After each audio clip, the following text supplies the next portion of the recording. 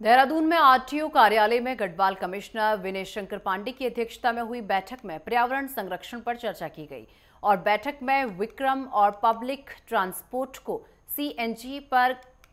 Convert करने के लिए केंद्र सरकार द्वारा दी जाने वाली सब्सिडी पर जोर दिया गया। मजदूरी के लिए शटल सेवा शुरू करने की योजना पर भी चर्चा हुई, जिससे ट्रैफिक समस्या हल हो सकेगी। आरटीओ ने हरिद्वार और देहरादून में ई रिक्शा संचालन को लेकर 15 दिनों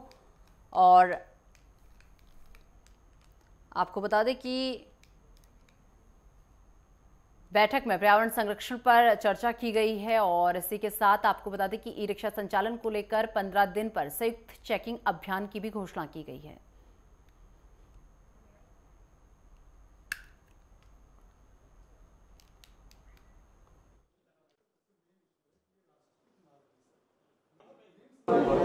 लास्ट बैठक दिसंबर में पिछले वर्ष हुई थी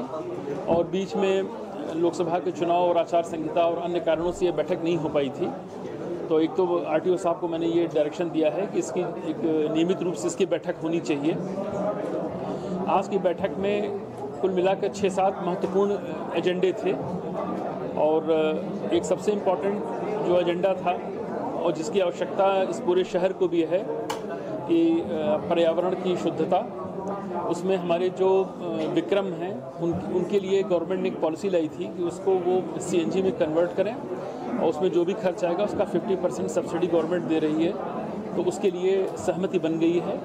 और इन लोगों ने आश्वस्त किया है जो भी ऑपरेटर्स हैं कि इसको हम यथाशीघ्र चेंज कर लेंगे। देखिए, ऐसा है, देहरादून से मसूरी और मसूरी के अंदर पर्यटकों की सुविधा के लिए ये प्रशासन ये